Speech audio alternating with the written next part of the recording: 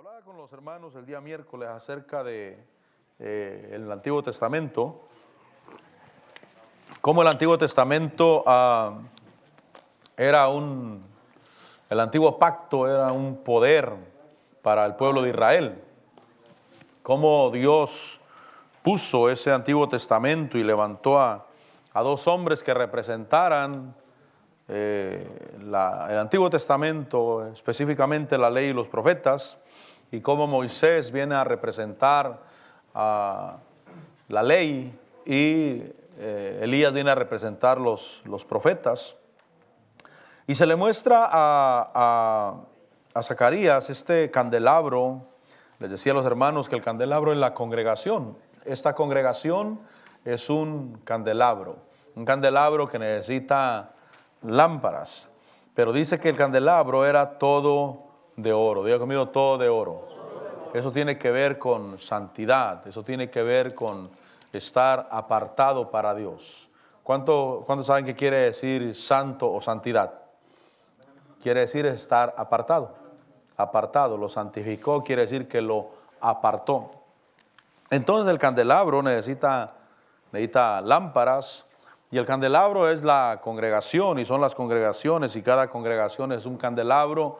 El pueblo de Israel era un candelabro, y el pueblo de Israel tenía lámparas, es decir, tenía ministros. Dios había puesto reyes, Dios puso profetas, Dios puso sacerdotes que fueran lámparas dentro del pueblo de Israel. Y ahí le marca que ese candelabro de oro tiene 7 lámparas encima. Y esas lámparas, dice el versículo 3, que junto a él, junto al candelabro, hay 2 olivos que vienen siendo Moisés y Elías, esos 2 representantes de la ley y los profetas, por los cuales Dios le hablaba a Israel y por los cuales Dios bendecía a Israel, por medio de los cuales hacía que fluyera de parte de Dios la palabra, que fluyera de parte de Dios la bendición, porque el punto de tener un sacerdote, dice la Biblia que el sacerdote es mediador entre Dios y los hombres a favor de los hombres. El punto de tener sacerdote es obviamente la bendición. Ahora, ahí mira Zacarías esos 2 olivos a la derecha del depósito, uno a la derecha y otro a la izquierda, y dice que le pregunta al ángel, el versículo 5, le preguntó, o el ángel le preguntó, ¿no sabes qué es esto? Y él respondió, no, Señor mío.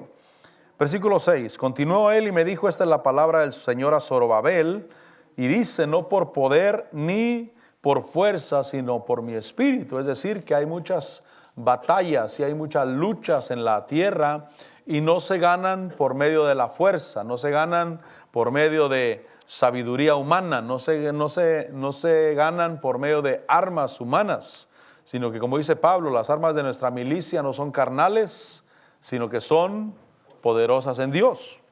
Y dice ahí, le dicen a Zacarías, le dice que la palabra Zorobabel, que es el descendiente de David, es el rey o el gobernante que Dios puso, porque él es descendiente de David. Usted encuentra en el Mateo capítulo 1 como en la genealogía del Señor Jesucristo encuentra a Zorobabel. Zorobabel quiere decir nacido en Babel, o nacido en Babilonia, o nacido en confusión. Nacido en confusión, pero fue Dios el que lo puso, fue Dios el que lo levantó.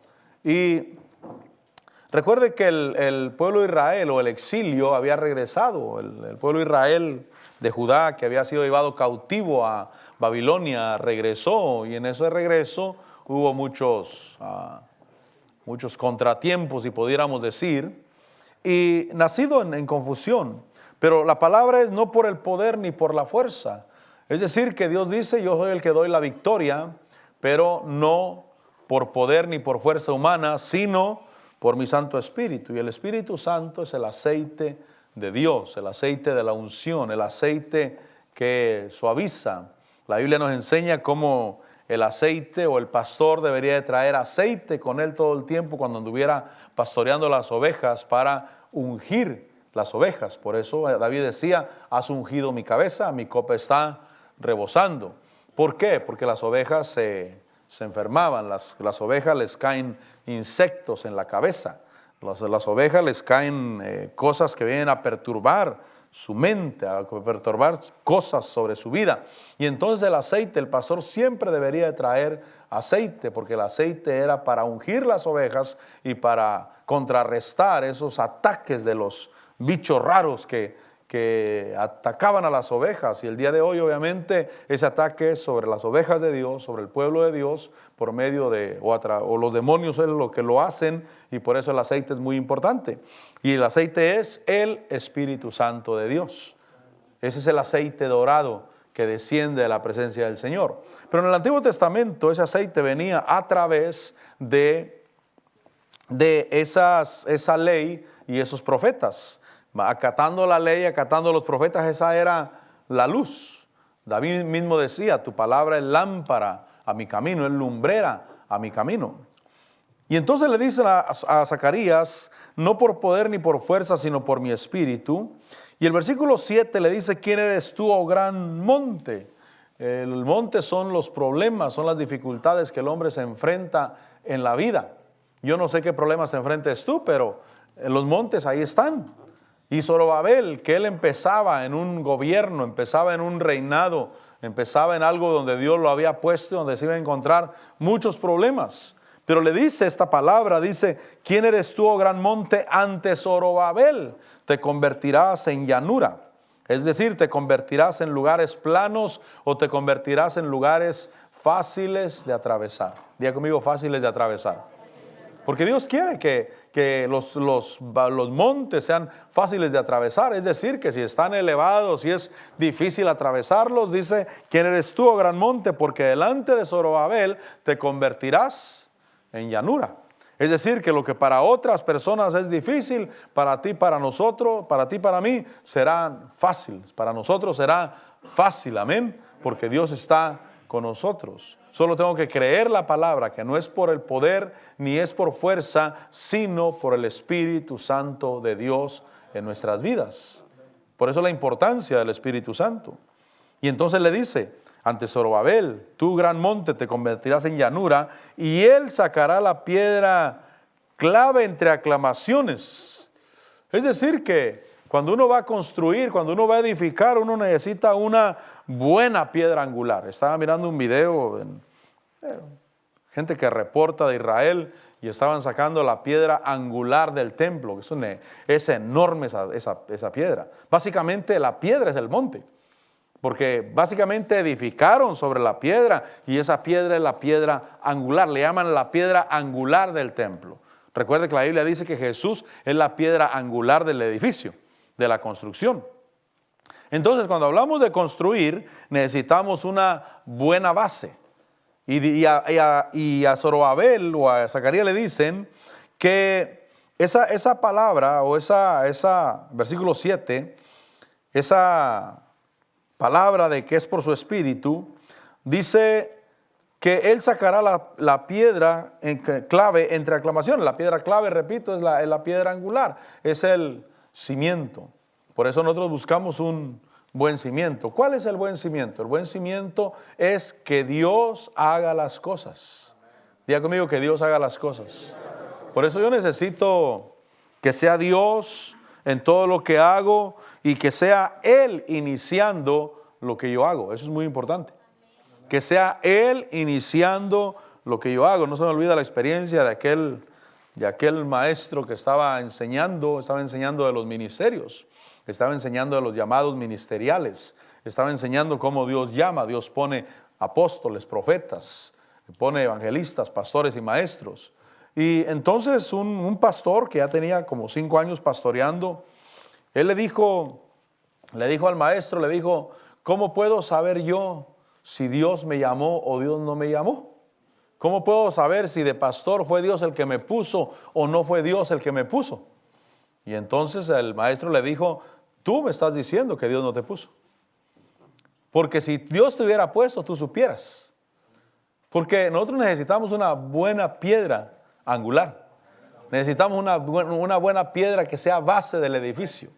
Que sea base de todo lo que hacemos, de todo lo que hagamos. Por eso, Señor, yo quiero que seas tú el que inicie las cosas. Por eso Jesús es el autor y consumador de la fe, dice Hebreos 12. Él es el autor y consumador de la fe. ¿Qué quiere decir eso? Que Él es el que empieza la fe y Él es el que la termina. En Él inició. Realmente yo solamente sigo lo que Él me enseñó, la fe que Él puso en mi corazón. Por supuesto que debo de pelear la buena batalla de fe, pero no nació en mí la fe, nació en Él. Y entonces hay una piedra que a Zorobabel le dicen que Él sacará esa piedra. A Él le va a tocar mirar esa piedra que iba a ser el inicio de la construcción, porque Zorobabel se iba a emprender en la reedificación del templo, la reedificación nuevamente de edificar el templo para el Señor. Y él se puso a edificar, pero Dios le iba a permitir que él lo hiciera y Dios lo estaba escogiendo a él para que por medio de él se levantara ese templo. Pero es con el Espíritu de Dios. Diga conmigo, con el Espíritu de Dios. Por eso yo debo de saber que Dios es real y que es Él el que hace las cosas. Por eso ese versículo de Hebreos 11:6, donde dice que sin fe es imposible agradar a Dios. No dice que es poco probable, que tal vez, no, dice que es imposible agradar a Dios, pero sigue diciendo, y el que se acerca a Dios debe de creer que Él existe. Diga conmigo, Él existe. Yo debo de saber eso. Y que es remunerador, que recompensa a todos aquellos que le buscan. Entonces, hay una edificación que Zorobabel va a hacer y él sacará la piedra clave entre aclamaciones. Aclamaciones de gracia, gracia a ella, esa piedra. Sabemos ahora que la piedra es nuestro Señor Jesucristo. Versículo 10. Versículo 8. Vino a mí la palabra del Señor diciendo, las manos de Zorobabel han puesto los cimientos de esta casa y las manos de Zorobabel la acabarán. Por eso cuando yo emprendo las cosas delante de Dios y a la manera de Dios, Dios es el que da el comienzo y Dios es el que da el terminar también. Pastor, ¿y cuándo acabamos? Cuando Dios diga, mi hermano. Cuando Cristo Jesús venga. Y cualquier cosa que empezamos, queremos que Él sea el que nos dé la victoria, porque Él nos permite empezar y Él nos permite terminar. ¿Cuál es tu construcción? Yo no sé cuál es tu construcción. Tu construcción puede ser tu familia, tu matrimonio, cualquier cosa que hagas para el Señor. Esa es tu construcción, lo que tú estás haciendo para Dios. Donde Dios se va a manifestar, donde te vas a gozar delante del Señor. Pero yo quiero que Él sea el que permita que terminemos. Dice que las manos de Zorobabel pusieron los cimientos y sus manos la acabarán. Y entonces sabréis que el Señor de los ejércitos me ha enviado, dice Zacarías. Versículo 10. Pues ¿quién ha menospreciado el día de las pequeñeces? Y entonces es que el día de las pequeñeces es el día cuando uno comienza algo. Cuando ni uno se la cree siquiera. Es como cuando llegaste al Evangelio.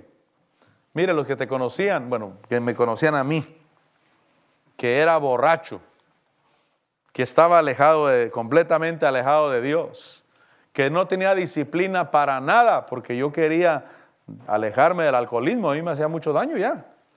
En mis relaciones sociales me hacía mucho daño. En mi matrimonio hacía daño. Mis hijos le hacían daño. Y yo quería dejar eso, pero no tenía la disciplina. Pero un día el Señor me alcanzó, ¿y qué cree que dijeron los que miraron? Este no va a aguantar. En un mes aquí lo tenemos de regreso otra vez.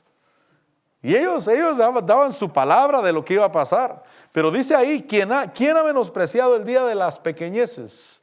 Cuando no se mira nada todavía. Cuando alguien se convierte y trae la vestimenta estilo mundo todavía. Porque aunque no crea, hay vestimenta estilo mundo.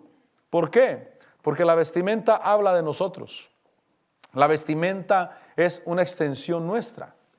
Estaba escuchando un libro, ni recuerdo el nombre de ese libro, pero es más enfocado hacia las mujeres.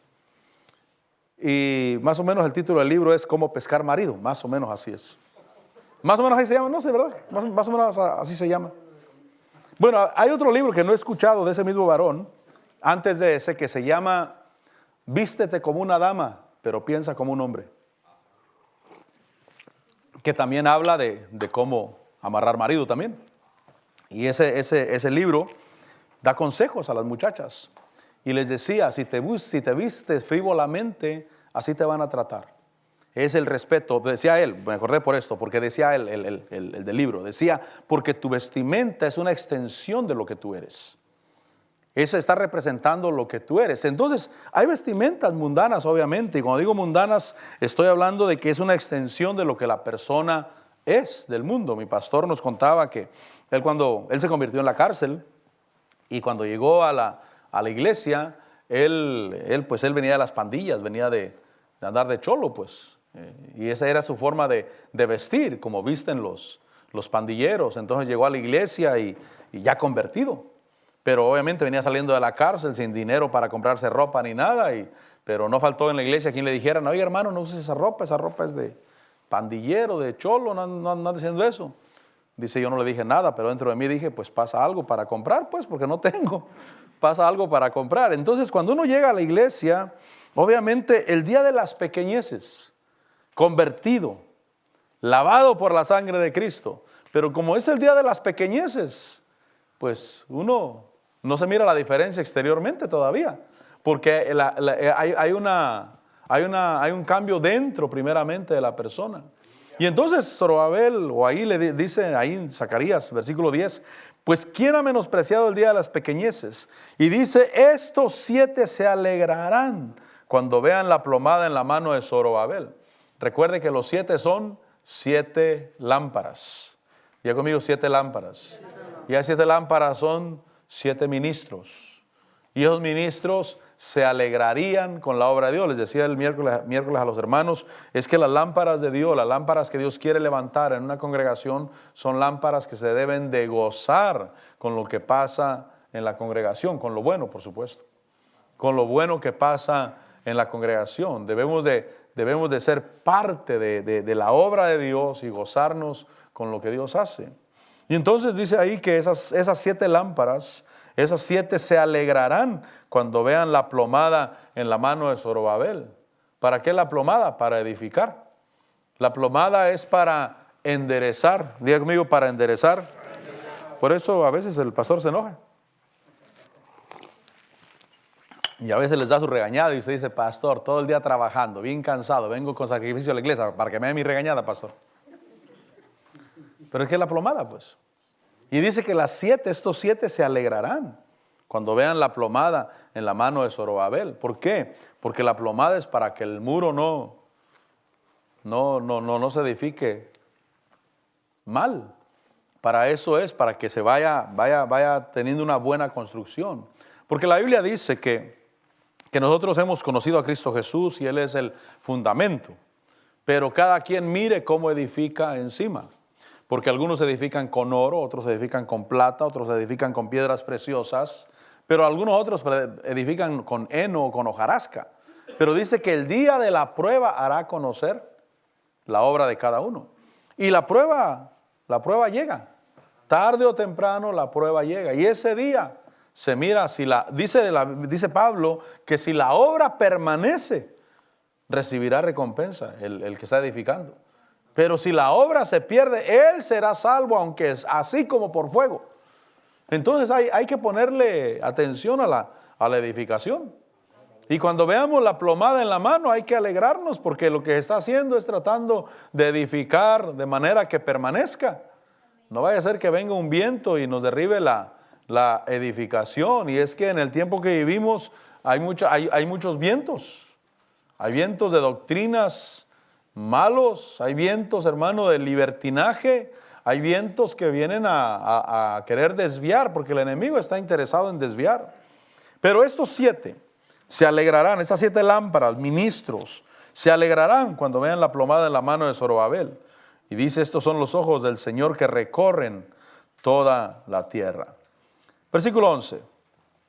Entonces hablé y dije, ¿qué son estos 2 olivos a la derecha y a la izquierda del candelabro? Hablé por segunda vez y le dije que son las 2 ramas de olivo que están junto a los 2 tubos de oro. Y entonces esas dos ramas que vierten, sigue diciendo ahí que vierten el aceite dorado, dice que son los 2 ungidos, el versículo 14. Entonces él dijo, estos son los 2 ungidos que están de pie junto al Señor de toda la tierra. Entonces en ese tiempo era la ley y los profetas. Moisés representando a los profetas y Moisés representando la ley y Elías representando a los profetas. Ese era el sostén de Israel. De ahí se vertía el aceite dorado. Pero ahora hemos recibido a Cristo Jesús en nuestra vida, en nuestro corazón. Y ahora no estamos viviendo en el Antiguo Testamento, sino que estamos viviendo bajo una gracia de bendición que es a través del Espíritu Santo en nuestras vidas cuando recibimos a Jesús como Señor. Vaya conmigo a Lucas capítulo 9. Lucas capítulo 9.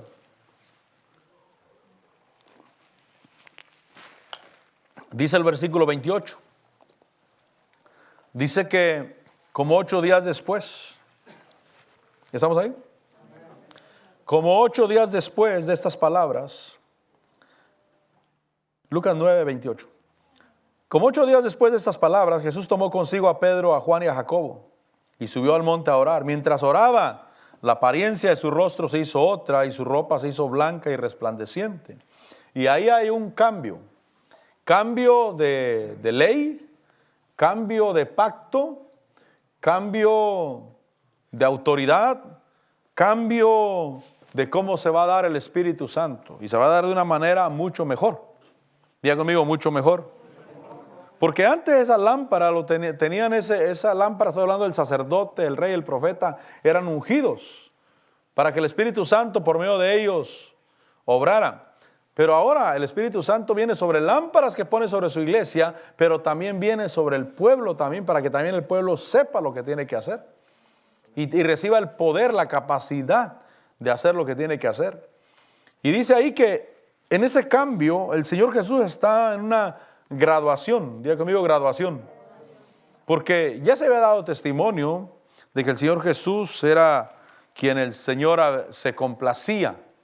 Cuando va al bautismo con Juan el Bautista, le dice, este es mi Hijo amado, en quien tengo complacencia. E inicia el ministerio. Pero aquí va a haber una graduación, porque después de esto Él tiene que ir a morir por los pecados ya. Pero es una graduación donde se presenta en ese monte y dice el versículo 30, después de que dice que la ropa se le hizo blanca y resplandeciente, su rostro se hizo otro, o su apariencia del rostro se hizo otra. Versículo 30, he aquí 2 hombres hablaban con él, los cuales eran Moisés y Elías. Y es que Moisés y Elías, o la ley y los profetas, fueron los que prepararon la venida del Señor. Fueron los que hablaron del sacrificio de Cristo Jesús aquí en la tierra. La Biblia dice Pablo, que la ley era una nodriza o un ayo. ¿Qué es un ayo? Un ayo es un tutor encargado de la crianza de los hijos de los reyes. Y entonces ese tutor, esa persona encargada de la crianza de los hijos de los reyes, dice que la ley era nuestro tutor, era nuestro ayo, o Israel pues, era el tutor, era el ayo, hasta que viniera la promesa. Pero ya venida la promesa, ya no estamos bajo ayo, ya no estamos bajo tutor. Y entonces ellos prepararon, es decir, la ley y los profetas prepararon la venida del Señor, prepararon para este momento cuando el Señor Jesús recibía su graduación e iba a ir a la cruz del Calvario. Dice ahí que los 2 hombres se le presentan, versículo 31, quienes apareciendo en gloria hablaban de la partida de Jesús. ¿Por qué? Porque obviamente el Señor Jesús como un hombre, porque Él vino como hombre, no vino como Dios. Él vino como hombre, Él era un hombre ungido, un profeta, un ministro de Dios ungido, pero no sabía el tiempo de la partida, pero aquí le hacen saber que es el tiempo de la partida. Hablaban de la partida de Jesús, que Él estaba a punto de cumplir en Jerusalén. Entonces fue preparado para su muerte, fue preparado para su resurrección. Pero como iba a ser un traspaso de autoridad, por eso mandaron a Moisés y Elías. Fíjense que a Moisés le dijeron, mira la tierra prometida, pero no vas a entrar en ella. Mírala de lejos y no vas a poder entrar. No entró físicamente, pero aquí miramos a Moisés, que ahora está dentro de la tierra prometida, porque él viene con la comisión de entregar, de pasar el manto, de pasar la autoridad al Señor Jesús. Y por eso cuando Él resucita en Mateo 28, 19, dice que toda autoridad me ha sido dada en el cielo y en la tierra. Por tanto, ir y hacer discípulos. Es decir, que yo lo que quiero marcarte es que los 2 olivos ya no son el Antiguo Testamento. Los 2 olivos son el nuevo pacto. Diga conmigo, el nuevo pacto. Cuando yo voy a la palabra de Dios y miro sobre todo las epístolas, debo de saber que son cartas para mí. Diga conmigo, cartas para mí. Yo debo de creerlas completamente. ¿Por qué? Porque son cartas que se escribieron para mí. Hay una frase que yo he escuchado en algunos ministros, no más de unos 3 o 4. Y el día de hoy estaba mirando un documental de Billy Graham, y lo oí repetir la misma frase. Porque dice que cuando él estaba joven, ya Billy Graham ya murió en 2018, pero fue un tremendo evangelista, por más de 50 años fue un tremendo evangelista, fue el evangelista de los Estados Unidos. Y dijo él, al principio de mi conversión yo estaba dudoso de la fe por las fuentes de los mismos hermanos, los mismos hermanos como que le decían, ya te convertiste, pero no creas mucho en la Biblia, porque eso es solamente un manual para ayudarnos. Pero no tomaban la palabra de Dios como la máxima autoridad. Y la frase que le escuché a estos ministros y que se le escuché a él ahora en este documental, dice que llegó el punto cuando él tuvo que hablar con Dios y decirle, Señor, así como recibí mi salvación por fe, así también recibo que tu palabra es la máxima autoridad. También la recibo por fe. Y de aquí en adelante todo lo que diga tu palabra, eso es para mí. Sobre todo las cartas paulinas o las epístolas son específicamente para nosotros. No tienen vuelta de hoja. Es decir, que así como están escritas, así son. Realmente no son simbolismos, sino que simplemente son para nosotros. Es la revelación de Dios sobre los ministros que escribieron esas cartas. Y entonces el Antiguo Testamento es una luz solamente para el nuevo pacto que tenemos hoy. Por eso yo nunca debo de leer el nuevo pacto para comprobar el antiguo pacto, sino debo de leer el antiguo pacto para comprobar el nuevo pacto, para ayudarme a lo nuevo, a lo del día de hoy. Y hay cosas que no cooperan o no. Hay cosas en el Antiguo Testamento que no son para nosotros hoy. Y cuando yo veo la Biblia, hay factores que debo de tomar en cuenta. Por ejemplo, primeramente, ¿quién lo dijo? Hay cosas que no lo dijeron hombres de Dios, sino que están escritas porque está marcando lo que no hicieron bien. La primera regla, ¿quién lo dijo? Lo segundo, ¿a quién se lo dijo? ¿Se lo dijo a los gentiles? ¿Se lo dijo a los judíos? ¿A quién se lo dijo? Y lo tercero, el tiempo que lo dijo. Y nosotros estamos hoy en el último tiempo. Y el último tiempo empezó en Hechos 2. Ahí empezó el último tiempo. Cayó el Espíritu Santo. Y entonces Pedro dijo, esta es la profecía de Joel. Esto es lo que está escrito, que en los últimos tiempos el Espíritu de Dios se derramaría sobre toda carne. El último tiempo empezó, o los últimos días empezaron en Hechos 2. Y hoy no estamos en los últimos días, sino estamos en el final de los últimos días. Es una dispensación, ¿sí me entiende? Es una dispensación. Entonces a mí me hablaron en esa dispensación a través de las epístolas. Son para mí, diga conmigo, son para mí. Pero el Antiguo Testamento es la ley y los profetas, y son 2 olivos que están delante del Señor y que vertían el aceite dorado, es decir, el Espíritu Santo, y que oraban a través de ese Antiguo Testamento. Pero cuando vengo delante del Señor, yo debo de mirar a Cristo Jesús como la máxima autoridad. La máxima autoridad en esta salvación y en esta dispensación que estamos viviendo. No voy a leer el Antiguo Testamento, claro que lo voy a leer, pero vas a leer para darme luz a lo que hoy estoy viviendo. Ahí voy a encontrar lo que Dios predijo para este tiempo, lo que viviríamos hoy en el Nuevo Testamento. Por eso Pedro dijo que los antiguos inquirieron y buscaron en el Espíritu de Cristo que había dentro de ellos cuál era el tiempo de estas glorias y las glorias que seguirían a lo que se manifestaría en la tierra. Amén. Entonces, Cristo Jesús la máxima autoridad. Cristo Jesús la máxima autoridad.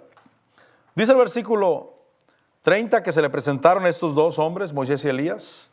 Se le aparecieron en gloria y hablaban de la partida de Jesús que él estaba a punto de cumplir. Versículo 32. Pedro y sus compañeros habían sido vencidos por el sueño, pero cuando estuvieron bien despiertos, diga conmigo, bien despiertos. Cuando estuvieron bien despiertos, vieron la gloria de Jesús. ¿Por qué hay mucha gente que no entiende esto? Porque hay mucha gente, cristianos, que tienen los ojos cegados todavía y no miran este punto de que el Señor Jesús vino a inaugurar el nuevo pacto para nosotros y que estamos en una nueva dispensación. ¿Por qué? Porque no están bien despiertos. Porque cuando estuvieron bien despiertos, entonces vieron la gloria de Jesús. Diga conmigo, la gloria de Jesús. Cuando yo miro la gloria de Jesús, miro que no hay nadie más grande que Él. Nadie. Ninguno, fíjese que ninguno del Antiguo Testamento, ni Moisés, ni Elías, ni siquiera Juan el Bautista. Recuerde que Juan el Bautista, él no operó en el Nuevo Testamento. Él operó bajo la ley. Cristo Jesús mismo operó bajo la ley. Porque el Nuevo Testamento realmente empezó después de la resurrección. Cuando le dijo, mi hijo eres tú, yo te he engendrado hoy. Ese día que resucitó, ese día es ese versículo. Mi hijo eres tú, te he engendrado hoy. Pídeme y te daré por herencia a las naciones de la tierra. Pero toda su vida el Señor Jesús, Él operó bajo el Antiguo Testamento. Juan el Bautista operó bajo el Antiguo Testamento. Y entonces cuando la gente mira, o cuando mira eso, no alcanza a distinguir porque no están despiertos en Dios. Pero cuando estamos despiertos en Dios, vemos la gloria de Jesús. Lo vemos más grande que la Torah. Lo vemos más grande que las tradiciones de los hombres. Lo vemos más grande que cualquier profeta, que cualquier escritor, que cualquier persona, porque tenemos los ojos abiertos y miramos su gloria y miramos su grandeza. Y cuando estuvieron bien despiertos, vieron la gloria de Jesús y a los dos varones que estaban con él. Versículo 33. Y sucedió que al retirarse ellos de él, Pedro dijo a Jesús, Maestro, bueno es estarnos aquí. Mire lo que dijo Pedro, porque Pedro todavía consideraba la ley y los profetas como algo muy grande todavía, como algo que se tenía que respetar.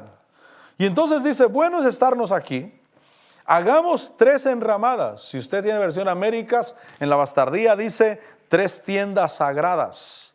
Eso quiere decir 3 religiones. Bueno es estarnos aquí. Y hagamos 3 enramadas o 3 tiendas sagradas o 3 templos, pues, o 3 religiones. Una para ti, otra para Moisés y otra para Elías.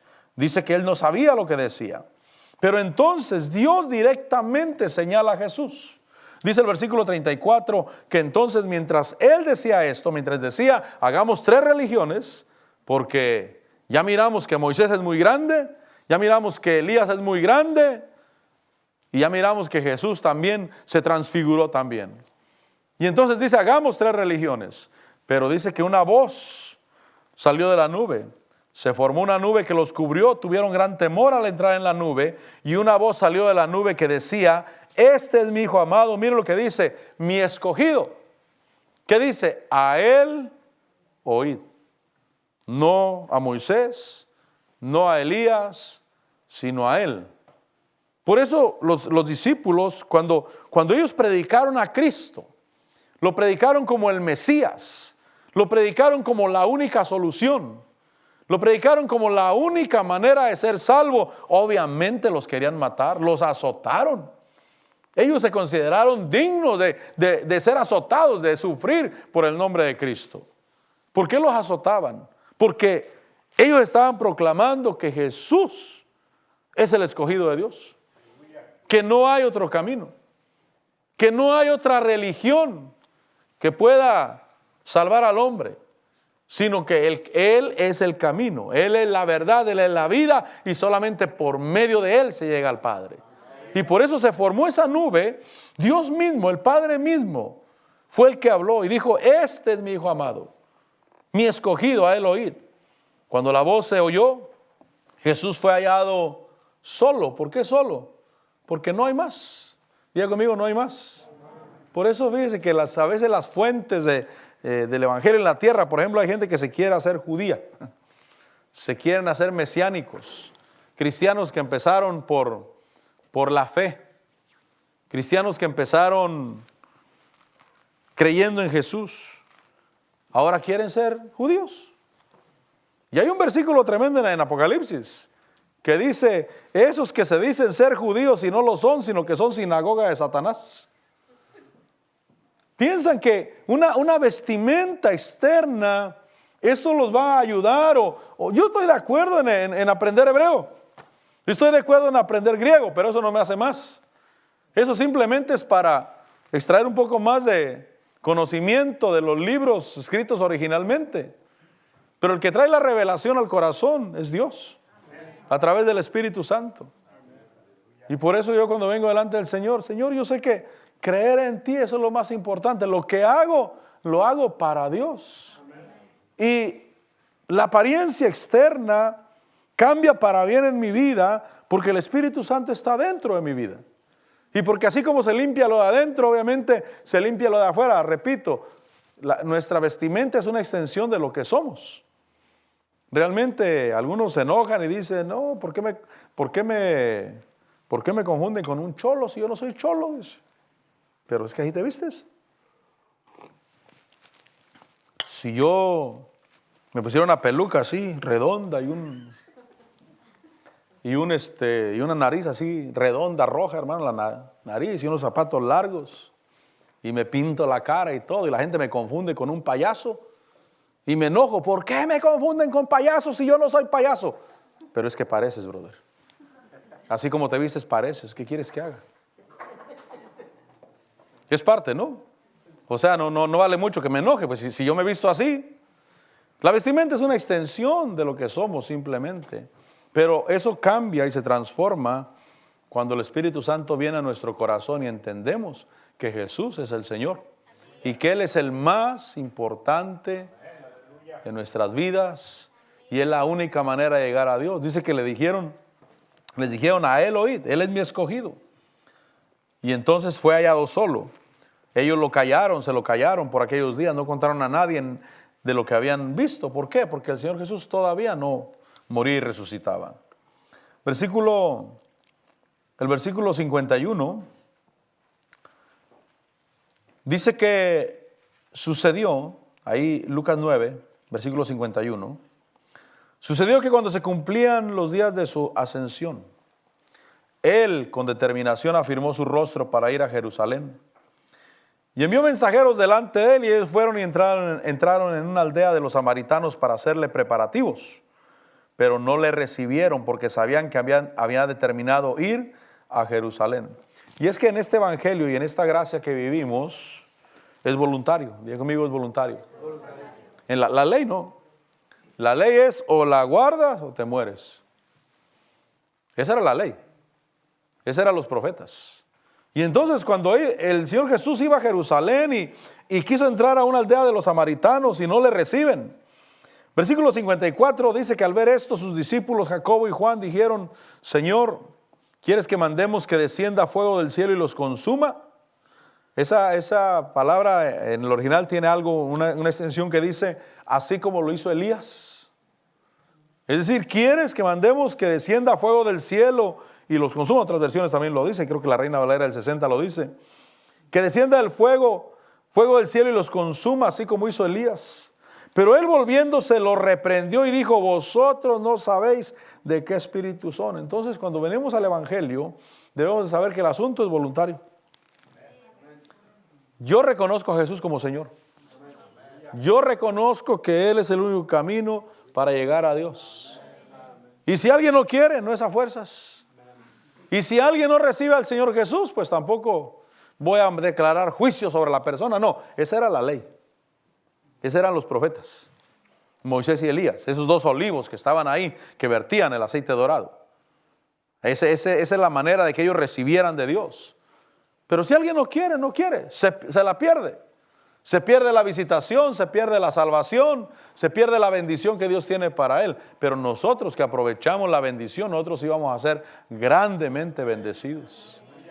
Pero sí hubo gente que no lo recibió. Y ellos quisieron reaccionar todavía como si estuvieran bajo la ley. Todavía querían ir con el espíritu de la ley, el espíritu de la obligación.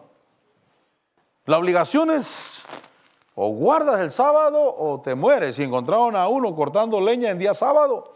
Y como no se había estipulado todavía qué hacer con alguien que violara el día sábado, lo pusieron en la cárcel y le preguntaron a Dios. Moisés fue con Dios, ¿qué se puede hacer? Y Dios dijo que lo saquen y que lo apedree toda la asamblea. Esa era la ley. La ley era obligación. Y entonces cuando ellos miraron que el Señor Jesús quiso entrar a la aldea de los samaritanos y no lo recibieron, dijeron, no, si va para Jerusalén, no. ¿Por qué no lo recibieron? Por racistas. Recuerde que con la samaritana, el Señor Jesús le dijo a la samaritana, dame de beber. Qué bendición, ¿verdad? Dame de beber.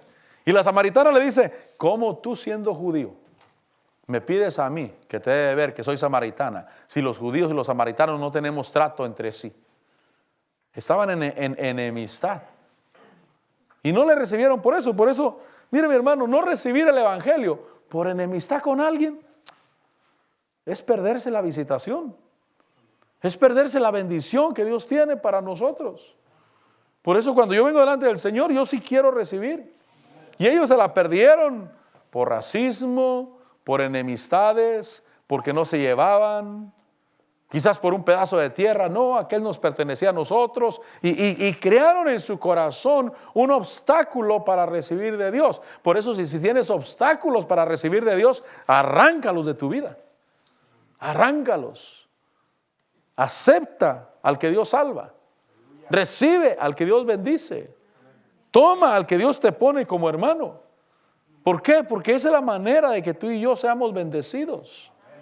Y entonces dijeron aquellos dos, ¿quieres que mandemos fuego, que caiga fuego del cielo, que descienda fuego del cielo, así como hizo Elías? Y dijo, no, ustedes no saben de qué espíritu son, ese es otro espíritu. Qué tremendo, ¿no? Los dos eran de Dios. Dios mandó a Moisés, Dios mandó a Elías, pero ahora estaban en una nueva dispensación. En esas dispensaciones no. El que se la pierde, se la pierde. Y el Hijo del Hombre no vino para condenar al mundo, sino para que el mundo sea salvo por él. Pero el que no le ha recibido ya sea condenado porque no ha recibido al unigénito Hijo de Dios. Quiere decir que la persona sola se condena. ¿Para qué lo mandamos al infierno nosotros? Por eso no mandemos al infierno a nadie, mi hermano. No condenemos a nadie. Porque ese no es el espíritu de la gracia en Dios. El espíritu es de bendición. ¿No te reciben? Vayamos a otra puerta. Vayamos a otra puerta. El Señor Jesús dijo, vayan y prediquen. Si donde no lo reciban, sacúdense el polvo de los pies y vamos a otra puerta. Vamos a otro lugar. Pero no se trata de declarar juicio. Recuerdo que una vez unos testigos llegaron a querer evangelizarme. Y les hizo agarrada. Siempre les decía, no tengo tiempo. Váyanse, no tengo tiempo yo. Los corría, pero un día me agarraron de buenas. Pásenle, le dije, pásenle, siéntense.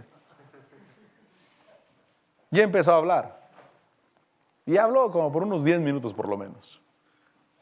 ¿Ya acabaste? Bueno, espérame, ahora voy yo. No, me tengo que ir. No, ahora te esperas. Ahora te esperas.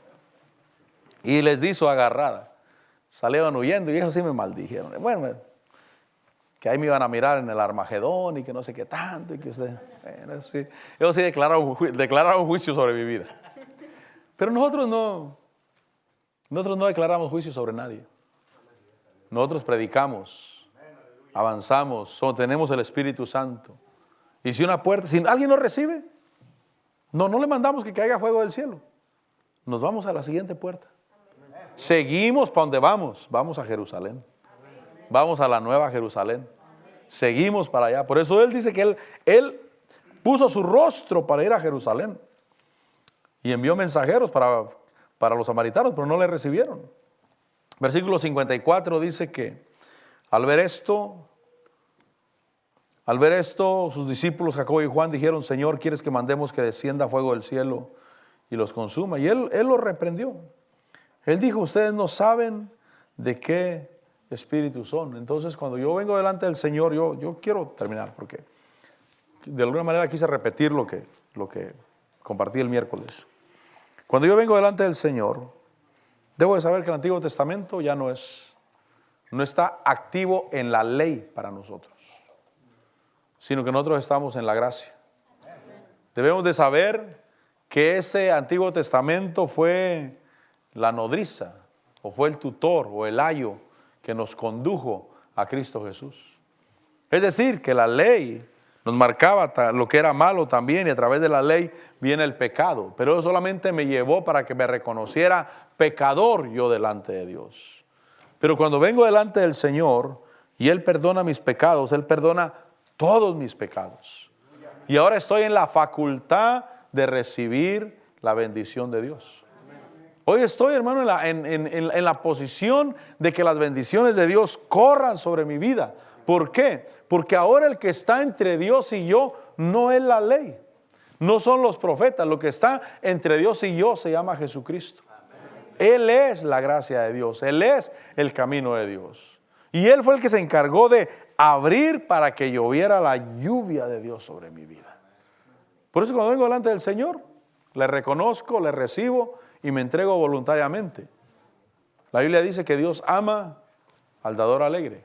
Es decir, que cuando Dios mira que yo hago algo para el Señor, Dios quiere que yo lo haga contento. Cualquier cosa. Nada hagas enojado, mi hermano. Nada hagas enojado. Por eso no te reciben. Camina, hay más puertas, hombre. Pero nada hagas enojado. Todo hagámoslo de buena voluntad, porque Dios ama al dador alegre. Pásale por la alabanza. Vamos a darle gracias a Dios.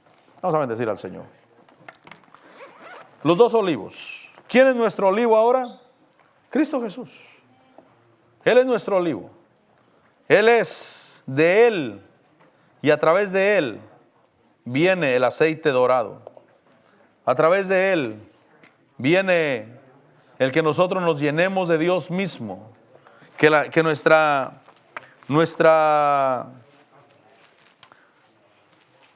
vida reciba la capacidad. El Señor Jesús le dijo a sus discípulos que no salieran de Jerusalén hasta que fueran investidos con poder de lo alto. Dice que vendría el Espíritu Santo sobre ellos, recibirían poder. Esa palabra poder es capacidad y también es habilidad. Es el Espíritu, el aceite de Dios viniendo a nuestras vidas por medio de Cristo Jesús nuestro Señor. Padre, en el nombre de Jesús, Señor, te bendecimos y te damos la gloria y la honra y el honor y la alabanza. Gracias, Señor, por la bendición de estar en tu presencia. Gracias, Padre, por amarnos, por bendecirnos. Gracias, Señor, porque, Señor, te tenemos a ti. Tú eres más que todo y más que todos. Tú eres la puerta más grande, la única. Tú eres el único camino. Poniéndome debajo de tu mano, Señor, es que yo soy bendecido, edificado, levantado. Señor, te bendigo y te doy la gloria. Señor, te bendigo y te doy la alabanza. Aquí está mi vida, aquí está mi corazón. Gracias porque soy candidato para recibir ese aceite, Señor. Ese aceite, Señor, que viene de ti. Señor, yo te adoro y te bendigo. Aquí estamos, Señor, aquí estamos. Aquí estamos, Señor, delante de ti. Aquí estamos delante de tu presencia. Quiero decirle, Señor, aquí está mi vida. Aquí está mi corazón. Yo sí quiero de ti. Yo sí quiero. Yo sí quiero de ti, Señor. Señor, te bendigo. Hay un cántico que dice, te daré lo mejor del trigo. Y yo creo que el Señor nos da lo mejor del trigo. Yo creo que Él nos da del aceite, de la miel, de lo que Él tiene para nosotros. Si le decimos, Señor, yo no dependo de nadie más, yo no espero de nadie más, excepto de ti a través de Cristo Jesús. Y yo recibo ese aceite y recibo, Señor, ese poder sobre mi vida. Te daré lo mejor del trigo. Es el Señor el que nos da. Es el Señor el que dice, yo te daré. Porque Cristo es suficiente. Porque Cristo es suficiente. Yo no sé qué monte tengas enfrente, pero si para Zorobabel se convertiría en llanura, ¿cuánto más para nosotros? ¿Cuánto más para nuestras vidas? Señor, te bendecimos y te damos la gloria, Señor. Una vez más, te daré lo mejor del trigo. Yo recibo, Señor, yo recibo de la miel, de la roca, te daré. Recíbelo, mi hermano, recíbelo. Te daré lo mejor del trigo, de la miel, de la roca, te daré. Derribaré a tus adversarios, dice el Señor. Derribaré a tus adversarios. Créelo, mi hermano, créelo, créelo, créelo, créelo. Dios te llamó para ser vencedor. Dios te llamó para recibir. En el nombre de Jesús. En el nombre de Jesús. En el nombre de Jesús. En el nombre de Jesús. Oh, aleluya, aleluya, aleluya. Derribaré. Derribaré a tus adversarios. Los buscarás y no los hallarás. Vencerás en todos tus caminos. Para siempre en el nombre de Jesús. Sí, Señor, yo recibo. Créelo, recibe, Dios está contigo. Dios es el que te da el poder. Es tu espíritu. Es a través de Cristo. Dios está contigo. Dios te usa para su gloria. Recibe, recibe. En el nombre de Jesús. En el nombre de Jesús. En el nombre de Jesús. Oh, Señor. Sí, Señor, sí, Señor, sí, Señor. Dile, aquí estoy, Señor, aquí está mi vida. Oh, Santo. En Cristo soy más que vencedor. Él es el camino. Él es. De Él vierte el aceite dorado, el Espíritu Santo, el poder, la vida, la unción, la gracia. Oh, mirra, cama, va. Oh, sí, Señor, sí, mi Rey. Oh, sí. Derribaré. Derribaré a tus adversarios. Los buscarás y no los hallarás. Vencerás, vencerás. Vencerás en todos tus caminos. Sí, mi hermano. Sí, mi hermano. Para siempre en el nombre de Jesús. Derribaré. Derribaré a tus adversarios. Los buscarás y no los hallarás. Vencerás en todos tus caminos. Para siempre en el nombre de Jesús. Para siempre. Para siempre en el nombre de Jesús. Para siempre en el nombre de Jesús. Señor, te damos gracias porque de ti viene el aceite dorado, Señor. Porque eres tú, mi Señor Jesús, el olivo verdadero, Señor. Tú eres el olivo verdadero que traes ese aceite para sanar, para ungir, para fortalecer, para guiar, para enseñar. Te damos gracias.